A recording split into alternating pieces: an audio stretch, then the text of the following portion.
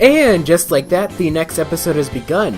Welcome back to Ace Attorney Dual Destinies. I am your host, MegaShadowFist, as like a video games as like a commentary. And when we last left off, we were about to have a revolution in the court. I don't know what I'm talking about right now. What is the fola? What is that supposed to be anyway? Let's go ahead and continue. So, examine this to prove that his spear was thrust into the victim. All I have to do is examine the spear for prints, see if it's a staff or a spear, test the spear for blood. I mean, okay, so we have examine the spear for prints, but what is that going to... Oh, I guess you're trying to say that, like, it has her fingerprints on it? That's a possibility. See if it's a staff or a spear. The heck? They always have that one, like, answer that's so stupid that, like, it's super obvious that's not it. And then, of course, I'm saying that's probably it. Test the spear for blood. I think probably the one that we want to test for is blood, because I guess he could make the argument that, oh, you know, we're colleagues, so maybe she's touched it before or something. I don't know. Test the spear for blood. We had assumed the victim's jagged wound came from the arrow being forcibly shoved in. But if the wound was from his spear instead, then we should be able to detect traces of the victim's blood on it. Your Honor, a brief recess if you will. By any means possible. What if I get rid of my spear? Wait, what if I burn it?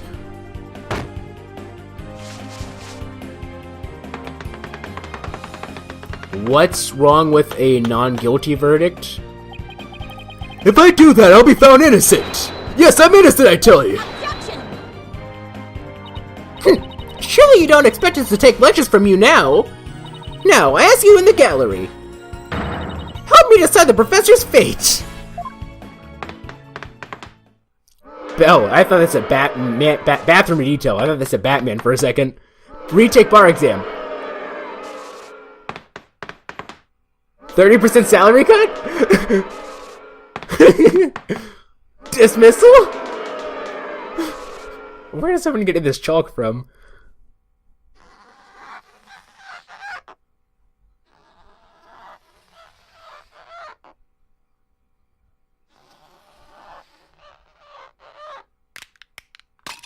Oh! Okay. Prosecutor Blackwell, what has become of our witness, Aristotle Means? It is a Cykes who is suspected. Blood was detected on his staff. He has admitted to this heinous crime. All of it. He shall join us in the clink tomorrow. His teaching skills can be put to good use there. Great. He'll teach felons that the end justifies the means. So much for rehabilitation. Can I ask what the professor's motive was? I can barely make out a word he said on account of his shattered teeth. One of Blackwell's fellow inmates was once a surgeon. Why not a former dentist, too? Didn't he say he knew a dentist at one point? I thought he did. I eventually had him put pen to paper. It turns out Professor Means is the one taking bribes. The victim had suspected him after a report from the class snitch. That led her to question him at the length of the killing, right there on that stage. The result, the heinous crime that was brought before this court. The fool, like Newman, had come to know of the script's contents via the victim's note. It seems he came up with a plan to stab the victim with her own oar in order to make the killing look like the one in the script and thus frame the defendant. But that scrap of paper with Hugh's name had the same mark as Professor Court's planner. Yes, about that. This plan is bestowed upon all the students graduating at the top of their class. Really? So then... Indeed. Once upon a time, Professor Means is also awarded the same notebook. The handwriting is being analyzed now, but like as not, the scrap belonged to him. This, too, is evidence of the bribery scheme that the victim had obtained. Know that Constance Court was clean, and that only Aristotle Means took the bribes. To think a professor would murder a colleague, then try to pin it on a student. If this is the dark age of the law, then we can only hope that a brighter future awaits. And the first step is to hand down my verdict for a promising young lady. This court finds the defendant, Juniper Woods. Not guilty. I am the genius mad scientist. Oh, in Kyoma. Except not really. I made some really stupid mistakes. I can't really consider myself a genius or a mad scientist. But still, yay!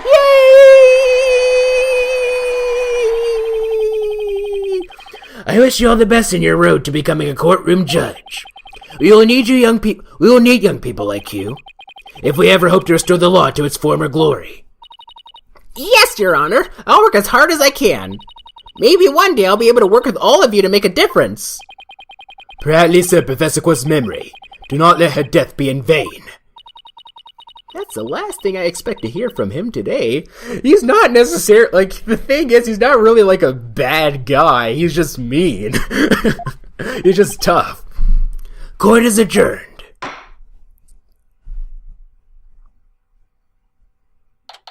October 2026, the District Court, defendant lobby number 75-3.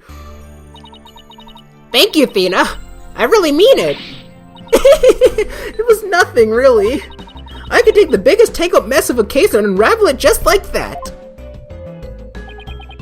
I don't know. You look pretty wound up there at the end.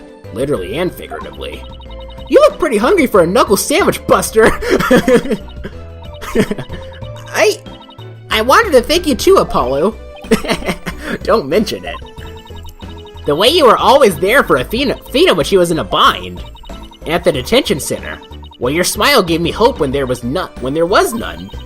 It was like the warm rays of the sun shining down on a peaceful woodlands. I think you're an absolutely amazing person.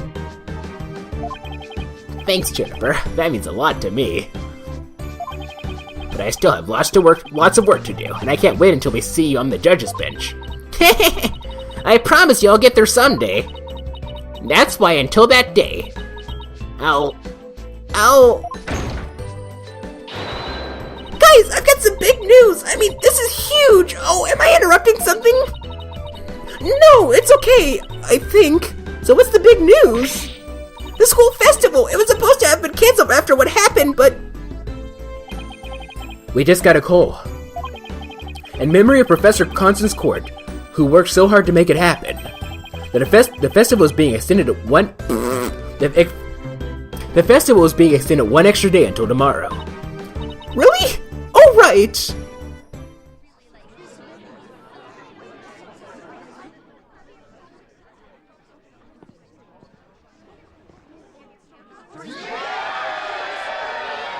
We've got a special treat for all of you. A love letter for Themis Legal Academy.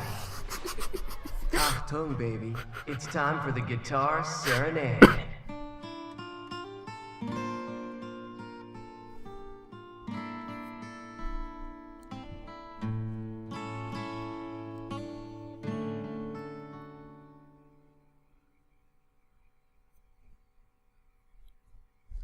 I'm sorry, I couldn't help but laugh during that. Just like, it's just so weird, like, hearing Yuri Lowenthal's voice, like, for Clavier Gavin. It's just like, I've talked about this before, it's just so weird to me.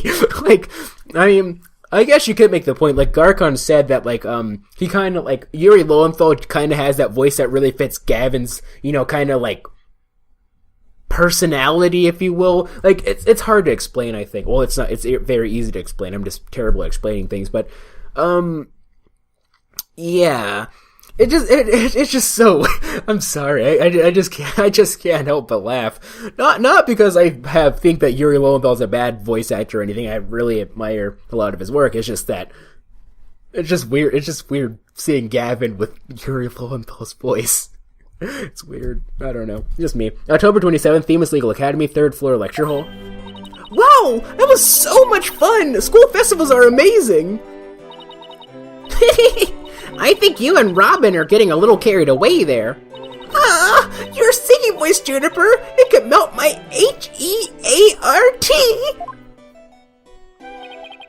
Mr. Wright, thank you for that training seminar. Just remember, the objection pose is all about attitude. Oh, and congrats on your mock trial win. Although, Robin had you for a while there. I did, didn't I? But I'm just glad we're back to how we used to be, thanks to Athena. And you know what? I think I'll stick with becoming a prosecutor after all. That's what I was thinking in the back of my head. I was like, are you just going to not become an artist, or... I'm going to make up for my mock trial loss by winning the real deals in court, actually. Suppleted, this is a long time ago. I'm just now remembering this. Suppleted a long time ago said that Newman's kind of like the opposite of Phoenix, right? Because, like, Phoenix, right? He's the opposite of Phoenix, because Phoenix was like, he was like an art history type major before at Ivy University, but then he became a lawyer. Like, Newman is the exact opposite, where she was like a prosecutor studying person and then became an artist, except for she didn't actually become an artist, but still, you know.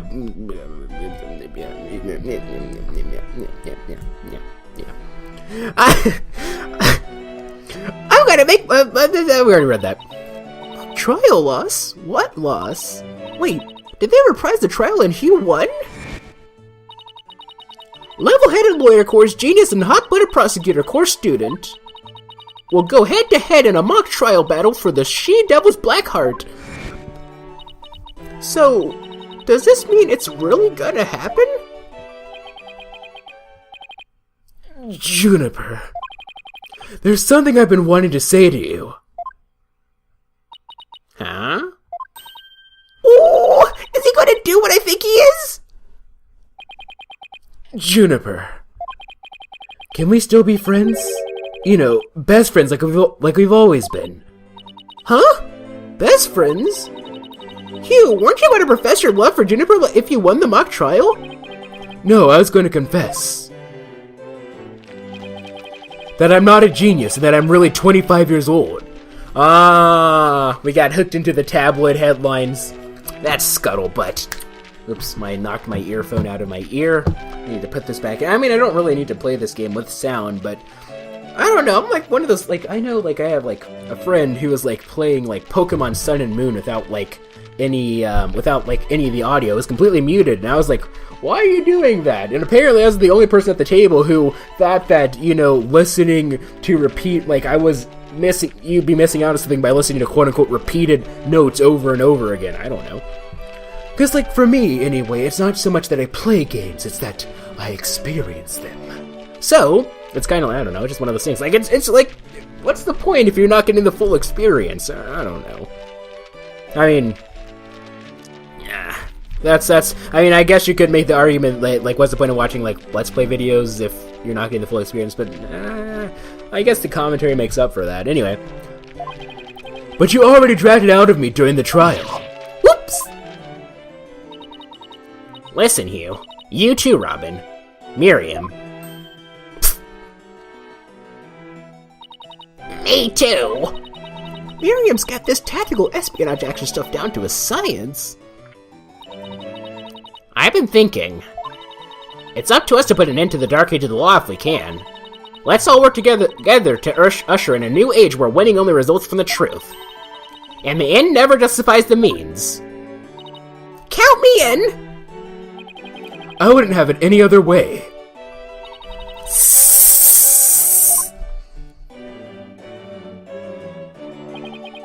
Best friends forever, huh? No matter what anyone says, nothing beats true friendship. You bet! And what about your BFF Apollo? Aren't you a bit old to be using that word? But yeah, he's the best friend a guy could have. Which means, we're supposed to meet up and gossip about the new girl in the office.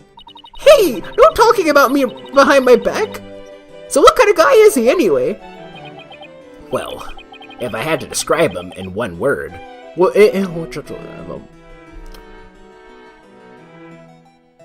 kind of guy is he about the new girl in the office? And what about your BF? Okay. Like, I know, like, I've heard this thing. You'll hear this sometimes, where, like, you'll hear people say, there's no difference between her and he in Japanese, so translators sort of just have to assume things. No, that's not actually true. I mean, technically, yes, I believe, in classical Japanese, the word kare was used for both he and she, but typically speaking, you use kare for male, like he, and kanojo for female, right? And so there is a difference between the two in Japanese.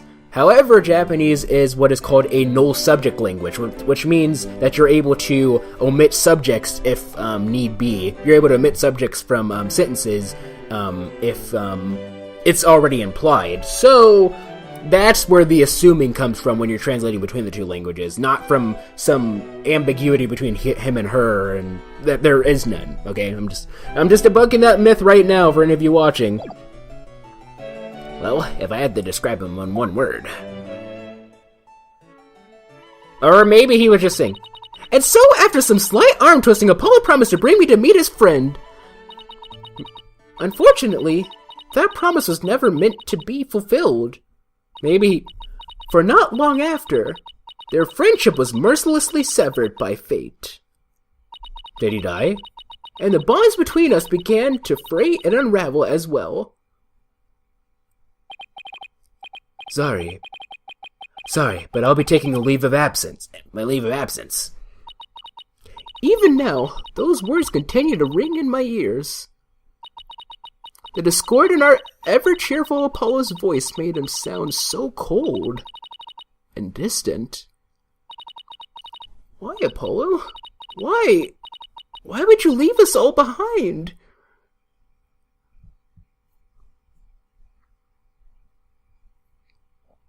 Alrighty then.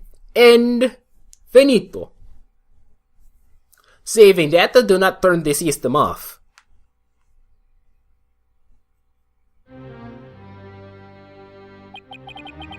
The courtroom bombing incident. A terrible attack launched by the will of a madman.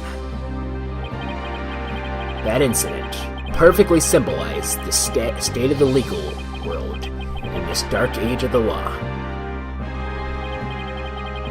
Mr. Wright brought it to resolution of sorts.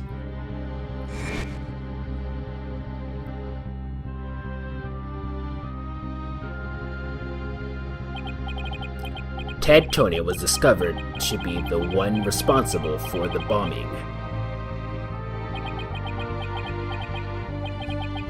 If only it were that simple. Somehow, I can't help but think.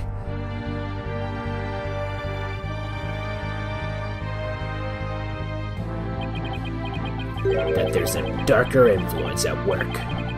One that's lurking in the shadows, waiting. That's why I want to review the trial that was taking place when the bombing occurred. After all, I've got more than a few personal stakes in it.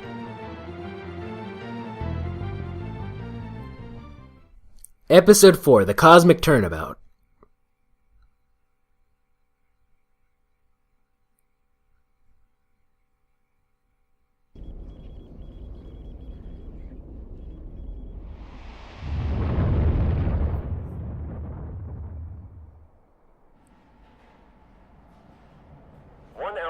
Until launch. Please begin your final equipment check. Check complete. Everything's A-okay. We're ready here whenever you are.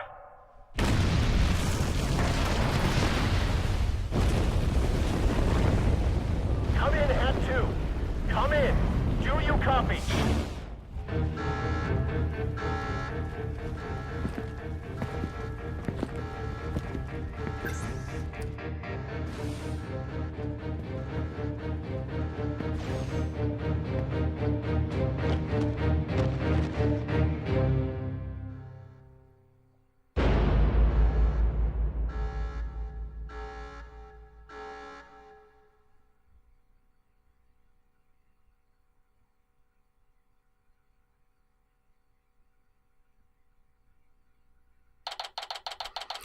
December 16th, 9:12 a.m. District Court. Defendant Lobby Number 5. I'll pause see you guys in the next episode.